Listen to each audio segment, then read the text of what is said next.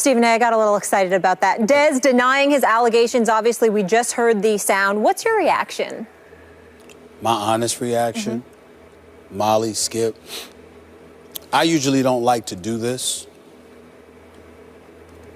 I think the media should be ashamed of itself. Whoever tweeted out that video, you knew good and damn well what you were implying.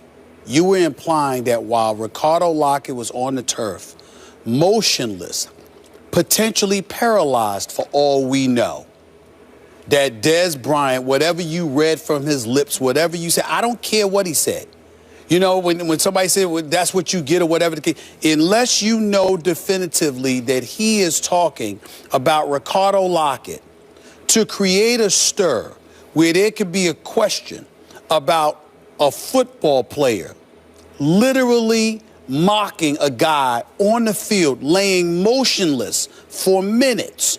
We don't even know if he were paralyzed or not. To attach that to Dez Bryant and put him in a position where he has to go out there and defend himself off of that, I just think, you know, this industry is getting to a point where it could be disgusting sometimes, if we're going to be real honest about it. Bruce Irvin, for the Seattle Seahawks, tweeted that Dez was yelling at the officials the whole time. And we get all of that. But all I'm saying is this. Even without knowing all the details, here's what I mean by when I'm going off about the media right now, and I almost never do this. But I got to be absolute 100% proof positive that that's what you said and that's exactly who you were talking about in order to just put that light out there, to shine that light on another player.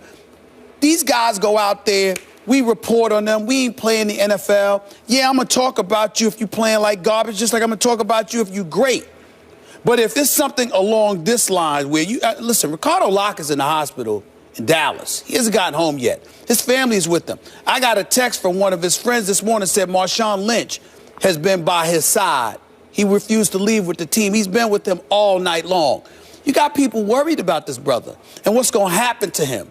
And to sit there and to put Dez Bryant in a situation where he is literally being accused of mocking this guy or saying whatever, that's what you get or whatever the case may be. And they're saying that he meant that towards Ricardo Lockett. And then you got reports talking about how, well, you know what, he meant it because of some hit that Seattle, blindside hit that Seattle did, 3 years earlier or whatever. It's like, what are we doing? What are we doing? I mean, look, I don't know exactly what Dez said. I didn't read his lips, okay? And yeah, I'm not there per se, but neither are those reporters who tweeted about it and threw out that video to imply that this is what he meant. And the fact that just based on conjecture, you got an NFL player literally being accused of mocking a guy that's sitting on a turf motionless and potentially paralyzed, at least at that moment in time, because that's what I was thinking. I just think it's think it's sad. It's not I think fair. it's sad, and I don't think it's right. I don't think Dez Bryant did that. I don't think he would do that. I don't think Dez Bryant would do that. But whether he did or not, the point is, unless you are definitively and absolutely sure, that is not something you should be speculating about. I hear what you're saying. I have no idea what's going down here. For sure. Do I believe that sentiment could ever be in Dez Bryant's heart? I do not. He's a football player. He loves this game, and I think he cherishes the ability to play this game because he's had to miss much of this game for periods of time, and I think he's come to love the great opportunity that God gave him just to get out there and play. So would he wish that? No. Okay, but now let's get back to what we see on the video. It sure looks to me like he is mouthing those words. If I can lip read, it looks like those words are coming out of his mouth. And he did acknowledge, did Dez, as he refuted what the media was, quote unquote, accusing him of. He said, I could have been talking about something completely ... else, like something complete. So he acknowledged he could have said those words. That's what he gets. But it could have been aimed at somebody else because there was a whole lot of back and forth trash talk going on because there is lingering bad blood between these teams.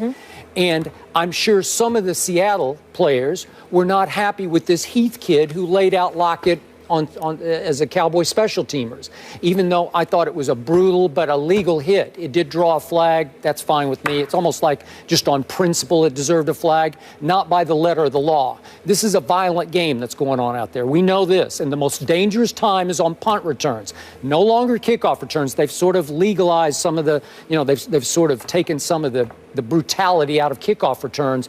But on punt returns, bad stuff can go down. And it did, and God bless him. I hope he's okay. It sounded like he was going to be okay, that he just wound up with a concussion. Yeah.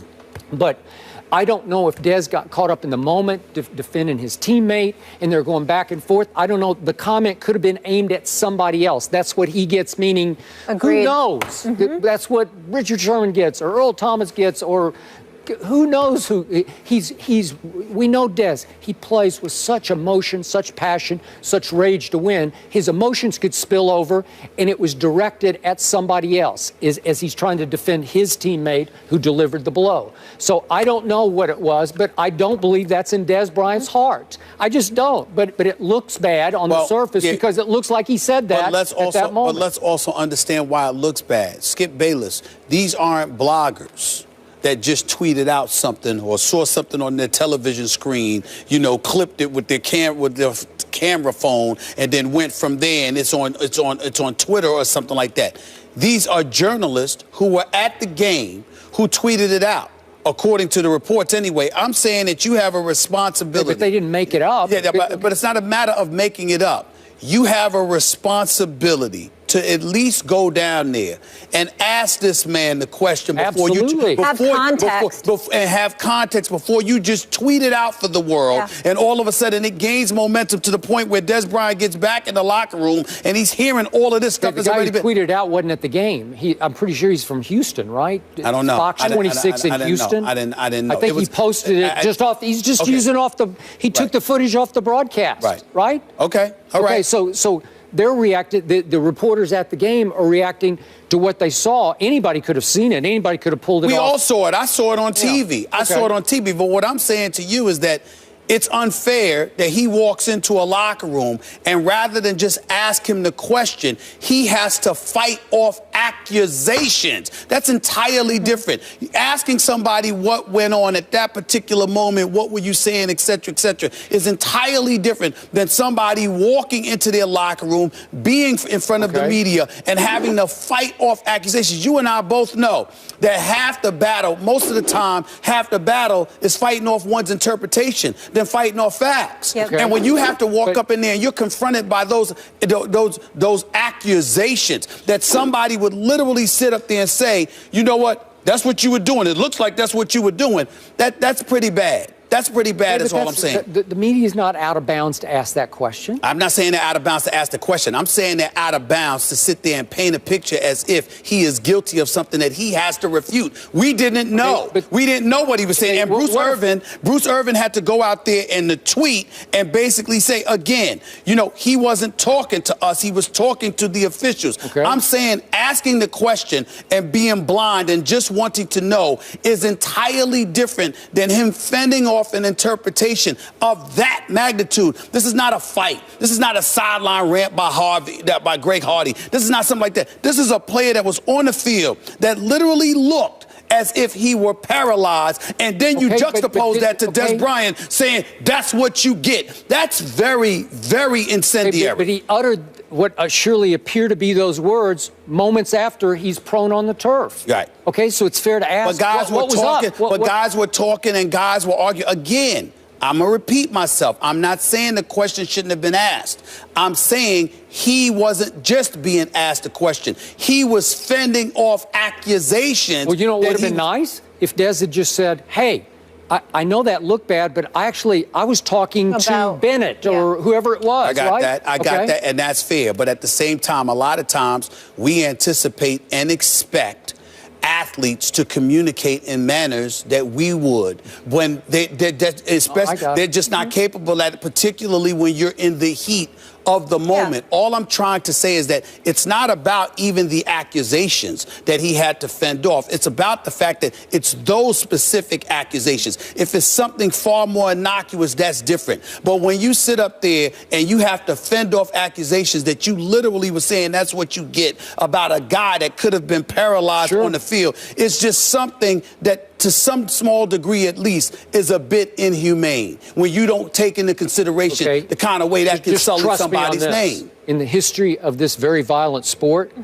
those kinds of lines have been uttered many times about a guy who's prone on the turf by the opposing team. Well, I've seen it said by a guy prone on the turf by a fan base, I know players who have said things. Okay. All right. It's just it's the nature of I'm saying not to that degree, not in a situation like that. Yeah, but this is a gladiators game. Okay. Much as they love each other and care about each other from. Well, let me tell you something. He's not sitting up there and being as adamant and vehement in his denials if he doesn't care. The fact is that you care because you know that there are certain things that are beyond the pale that are just too low to go. I agree. And unless you are sure, you got no business putting somebody in a position where they have to defend themselves against something that's low. Do you know how low you got to be to watch a guy on the field looking as if he's paralyzed and sitting there saying, tough, that's what you get? You have any idea how that makes somebody look?